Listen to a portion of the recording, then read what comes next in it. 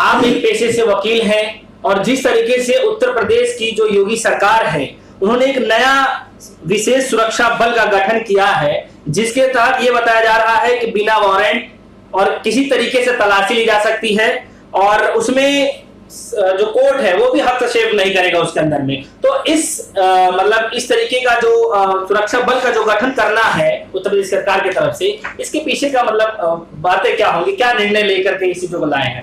नहीं, देखिए, हमेशा ये एक पूरी तरह से सिद्ध हो चुका सच है कि भाजपा सरकार जो भी काम कर रही है या जो भी कानून लाएगी वो लोगों के विरोध में ही कानून होगा।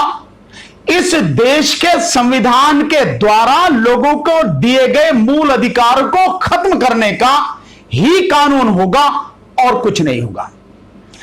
इस कानून के विषय में आपने जो बातें कही हैं वो बातें बिल्कुल सही हैं। मैं आपको थोड़ा सा डिटेल में बताता हूं कि क्या ये इस तरह से हुआ है। और मुझे इसमें जो एक बहुत दुखद पहलू जो लगा है वो दुखद पहलू ये है कि इस कानून को, या यूं कहें कि ये जो स्पेशल सिक्योरिटी फोर्स एसएसएफ बनाई गई है, विशेष सुरक्षा बल जो बनाया गया है उत्तर प्रदेश सरकार द्वारा, ये इलाहाबाद हाई कोर्ट में एक पब्लिक इंटरेस्ट लिटिगेशन यानी पीआईएल फाइल हुई थी।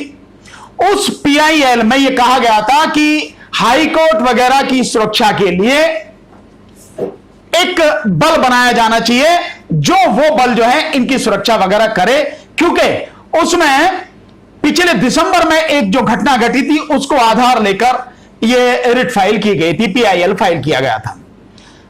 तो उस पीआईएल में माननीय इलाहाबाद हाई कोर्ट ने यह आदेश पारित किया कि भाई एक इस तरह का स्पेशल सिक्योरिटी फोर्स जो है बनाना चाहिए और उत्तर प्रदेश सरकार को तो मौके की जरूरत है। या यूं हो सकता है कि कहीं उत्तर प्रदेश सरकार में ही पूरी मतलब एक प्लानिंग के तहत ही ये पीआईएल फाइल करवाई हो, उस पर यह आदेश आया हो कहीं ना कहीं, तो उसको तो मौका था, उसने तुरंत इसका गठन किया। 22 अगस्त को विधानसभा में इसका बिल पास हो गया और बिल पास होने के बाद में इस 6 तारीख को उसका नोटिफिकेशन भी हो गया, बल का गठन हो गया, जिसका कार्यालय लखनऊ में रहेगा। हेडक्वार्टर जो मुख्य जो उसका कार्यालय है वो लखनऊ में रहेगा और एक एडिशनल डीजीपी लेवल का व्यक्ति जो है उसका हेड रहेगा। और इसके अलावा हर जगह जो है जहां भी जरूरत होगी उसका कार्यालय रहेगा। इसमें और क्या स्थिति है, इसको जो सबसे बड़ी बात है वो ये है कि ये फोर्स जो है बिना किसी मजिस्ट्रेट के आदेश के, बिना किसी वारंट के, किसी के भी घर की तलाशी या किसी भी स्थान की, घर हो, ऑफिस हो या कोई भी जगह हो, उसकी तलाशी ले सकती है और उस व्यक्ति को, संबंधित व्यक्ति को गिरफ्तार कर सकती है और ले जाके जेल में ठोक सकती है। और इस पर जो इसके बल के सदस्य हैं उन पर किसी पर भी उनके खिलाफ कोई शिकायत, कोई कंप्लेंट नहीं हो सकती, कोई एफआईआर नहीं हो सकती और न्यायालय भी उस विषय में कोई हस्तक्षेप नहीं कर सकती, उनके खिलाफ कोई कार्रवाई नहीं कर सकती। यह सबसे बड़ी जो दिक्कत यह है वो ये स्थिति है।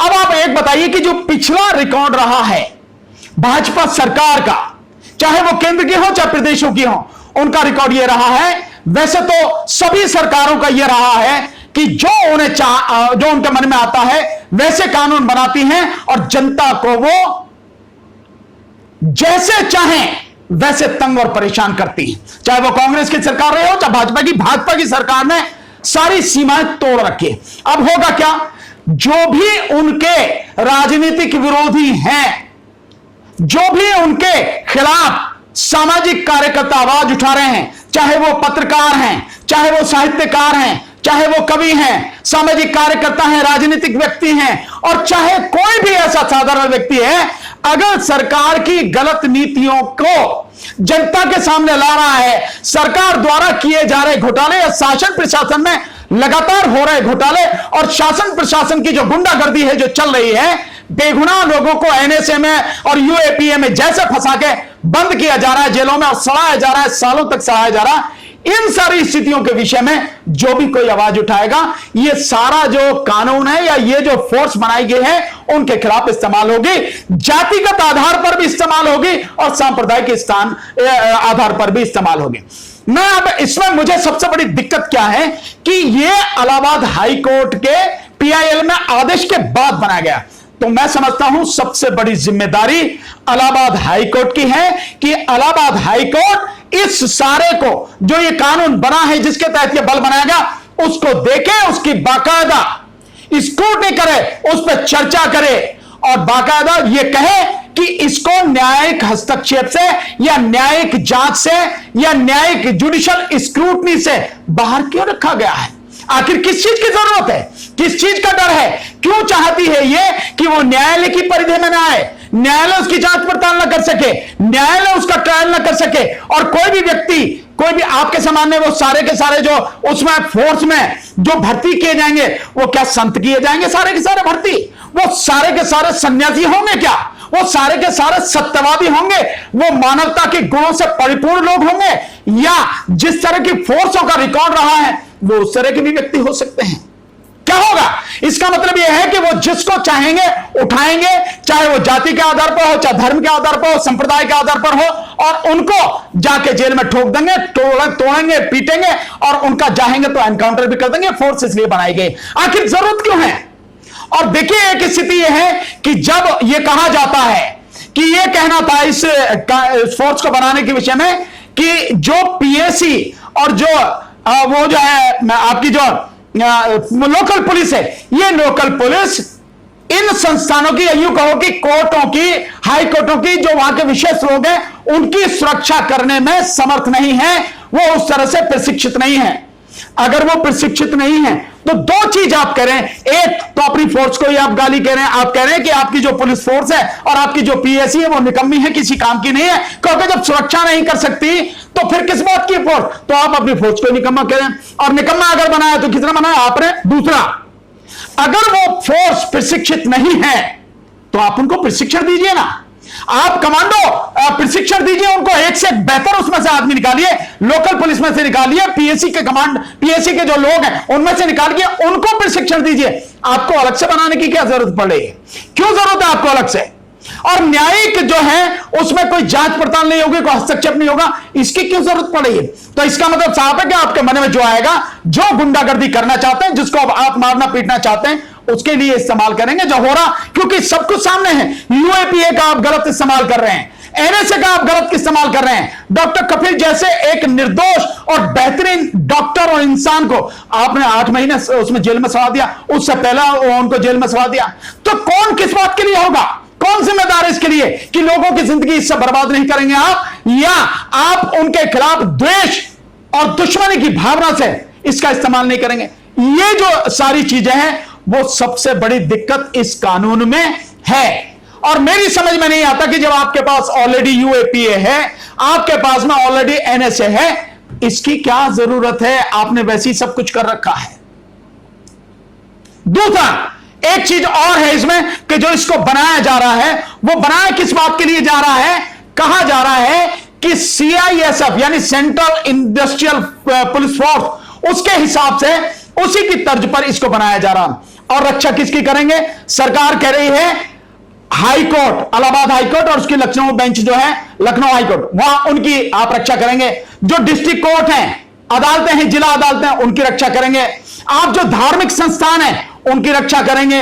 आप जो औद्योगिक जो प्रतिष्ठान है आप उनकी रक्षा करेंगे। जो अच्छे जो प्रतिष्ठित मतलब जो नामी ग्रामी या यूं कहें कि महत्वपूर्ण व्यक्ति हैं उनकी रक्षा करेंगे। और महत्वपूर्ण व्यक्ति में कौन है, मंत्री, जो इस देश में एक तरह से देखा जाए तो जो इस देश की जनता का खून चूस रहे हैं वो लोग, उनको आप महत्वपूर्ण बता रहे हैं।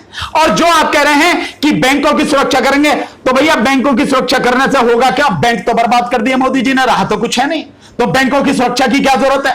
दूसरा, उद्योग, कौन से उद्योग धंधों की आप रक्षा करोगे, सब कुछ तो आप निजी हाथों में दे रहे हो, तो फिर किसकी रक्षा करोगे आप, किसके लिए चाहिए आपको फोर्स। और तीसरा कि धार्मिक संस्थान, तो क्या आप मस्जिद की भी रक्षा के लिए भेजोगे आप, क्या गुरुद्वारे की रक्षा के लिए भी भेजोगे आप, क्या आप जो है क्रिश्चियनों के जो वो है उनका जो चर्च है उसकी रक्षा के लिए भेजोगे? बौद्धों के बौद्ध विहार और मठों की रक्षा के लिए भेजोगे आप? पारसियों के उनके लिए बैठोगे? या जो जैन समाज के लोग हैं उनके मंदिरों की रक्षा के लिए भेजोगे? नहीं। आप किसकी रक्षा के लिए? बहुत सीधा सीधा है आपके जो है ना, जो आपका हाल है, मुंह में राम बगल में छुरी वाली आपकी स्थिति है। तो आप किसकी रक्षा के लिए? जो आपके मंदिर हैं उनकी रक्षा के लिए। क्यों करेंगे भाई आप? देश की जनता के टैक्स पेयर के पैसे पे जो आप कर रहे हैं, क्यों करेंगे आप? और न्यायिक हस्तक्षेप से बाहर आपने क्यों रखा है इस सब को? और तो एक चीज और है कि इसे प्राइवेट उनको भी देंगे, वो चाहेंगे तो वो भी ले लेंगे। क्यों भैया? मतलब उद्योग धंधे बंद करके जो इस देश में लाखों लोगों को रोजगार दे सकते हैं उन्हें बंद करके अब आप ये फोर्स बना रहे हो 10, 20, 50 हजार लोगों की, इन्हें किराए पे देके उनसे पैसा कमाओगे। कौन सा तरीका है भाई? आप क्यों इसको तरीके से समझ के काम नहीं करते हैं? लोगों को रोजगार देने की बात क्यों नहीं करते हैं? इतने लोग बेरोजगार हैं, आप उनकी तरफ क्यों ध्यान नहीं है आपका? क्यों इस तरह की फोर्स बनाने की तरफ ध्यान है? महिलाओं का रात दिन लखनऊ में अभी मतलब आपने देखा वहां पे जो हुआ है, लखीमपुर खीरी में 4 घटनाएं होगी 20 दिन में, और उसके बाद अभी परसों की घटना है कि वहां पे लखनऊ में एक महिला का रेप हुआ और उसका कत्ल हो गया। लगातार ये सारी घटनाएं हो रही हैं। इनको रोकने की तरफ आपका ध्यान क्यों नहीं है? क्यों इस देश की, इस उत्तर प्रदेश की आर्थिक स्थिति सुधारने की तरफ आपका ध्यान क्यों नहीं है? क्यों इस देश में, इस प्रदेश में रोजगार देने की तरफ ध्यान नहीं है? क्यों आपकी तरफ शिक्षा की तरफ ध्यान नहीं है? क्यों मेडिकल फैसिलिटी देने की तरफ ध्यान नहीं है? आप बनाएंगे तो फोर्स बनाएंगे, मतलब जब देखो बस डंडे वाली फौज खड़ी कर लो जो तुम्हारे लिए काम करे, तुम्हारी राजनीतिक इच्छा को पूरा करने के लिए वो इस्तेमाल आप करेंगे, काम करेंगे। क्या फोर्स इसको खत्म भी कर सकती है? बिल्कुल कर सकती है। मैं समझता हूं ये सबसे पहला काम तो माननीय इलाहाबाद उच्च न्यायालय को ही करना चाहिए, इलाहाबाद हाईकोर्ट को ही ये काम करना चाहिए कि ठीक है हमने फोर्स बनाने का आदेश जरूर दिया था, लेकिन जुडिशियल स्क्रूटनी से कोई भी बाहर नहीं होगी, न्यायिक सीमा से बाहर कुछ भी नहीं होगा।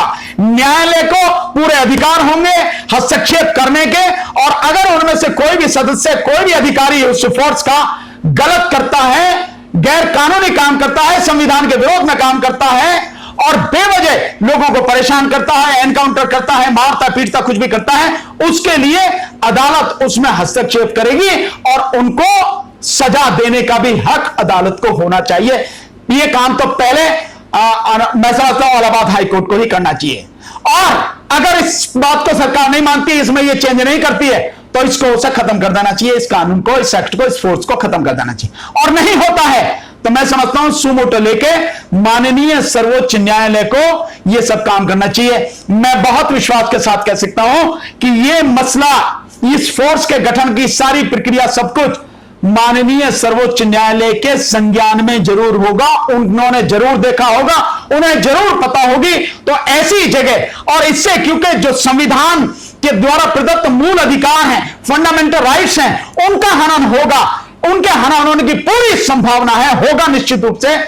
उस पर ही केवल जो है सुप्रीम कोर्ट को संज्ञान लेके इस कानून को लेना चाहिए और इस पर बाकायदा इस पर विचार विमर्श करके इसको खत्म करना चाहिए, या इसमें संशोधन करने चाहिए। संशोधन नहीं होते तो इसको खत्म करना चाहिए, नहीं तो सरकार के हाथ में ये एक निरंकुश हथियार होगा बेगुनाह लोगों की गर्दन काटने का।